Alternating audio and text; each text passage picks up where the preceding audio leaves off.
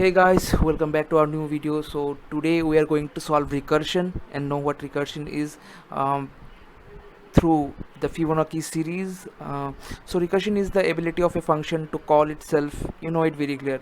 So and the Fibonacci series, you know it better. Uh, it's like, let me write it down. Like Fibonacci series is a mathematical progression series. Like there will be one and then one and then the summation of the previous element and the previous element of the previous element. So it will be like one then one plus one, then it will be two, then two plus one it will be three, three plus two equals to five, and then five plus three equals to eight. Like there's a process. And then I think, yes, that's pretty much of it. So let's begin. So first we have to declare a variable called limit, which will decide up to what number of elements should we print the series. I'll set it to 10. And then we have to declare another variable which will be the array, so a double r, and the size will be the limit. Then we have to declare another variable, I guess. First let me clear this thing. We will iterate, we will recursively call the main function. We are not making another function to call it. We are just calling the main function when till our condition doesn't get satisfied. So I'll take another variable called I and initialize it to 0 through, so that we can iterate through the array. And then I need to place these variables outside of this main function, because every time main function will be called, this limit will set to limit doesn't matter, but the I value of I will stay 0 only. It will not increment. So what I'm doing here is changing assigning the value of a double r I to num, because for the first two elements there will be no change, because for the first element there is no previous element, and for the second element there is only one previous element, so it doesn't matter. So in the else condition we'll write that num equals to a I minus 2 plus a I minus 1, and then we will write here, as you can see, 1 plus 1 equals to 2, then 1 plus 2 equals to 3, then 2 plus 3 equals to 5. So let's write here a I is equals to num. I think that's what I have to write it here, but let me first clean these things. I have to take these local variables, as I said, outside of this main method, so that they don't get set to the same value that we have initialized with. So we have to take them out.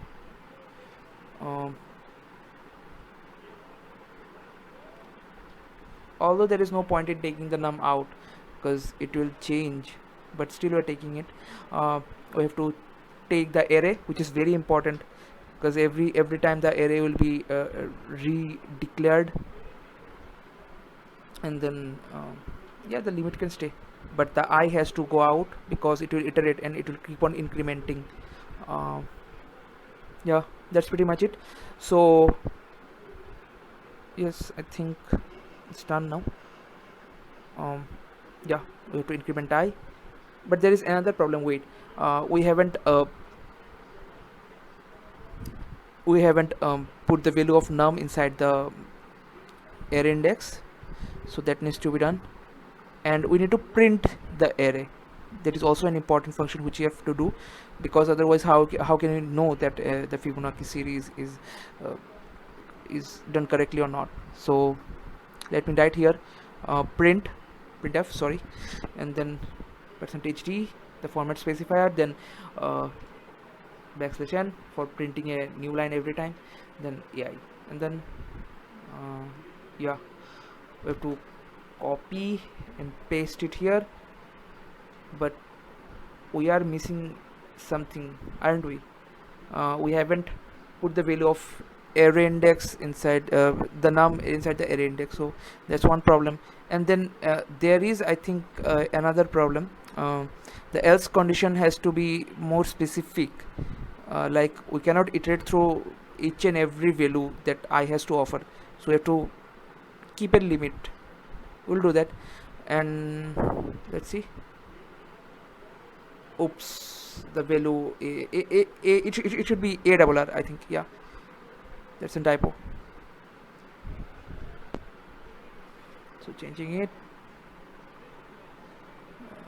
Yeah, changing this one too. And then okay, the limit has to be removed. Okay. Yeah, there's no point in declaring the value limit, I guess.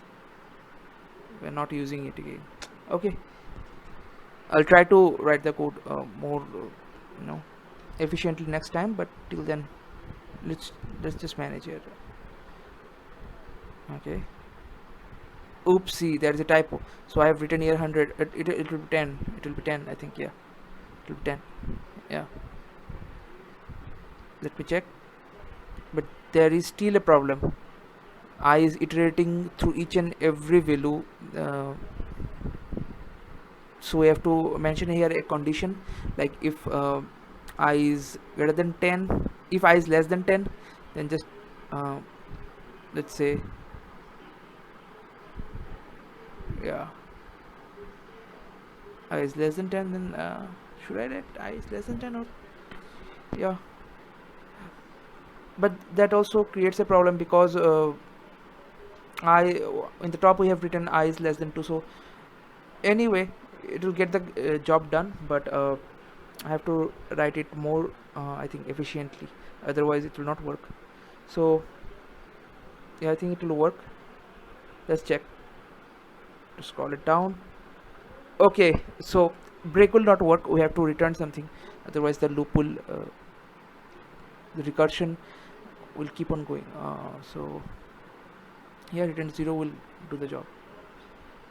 Okay, so 1 plus 1 2, 2 plus 1 3, 3 plus 2 5, 5 plus 8. Yeah, it's done.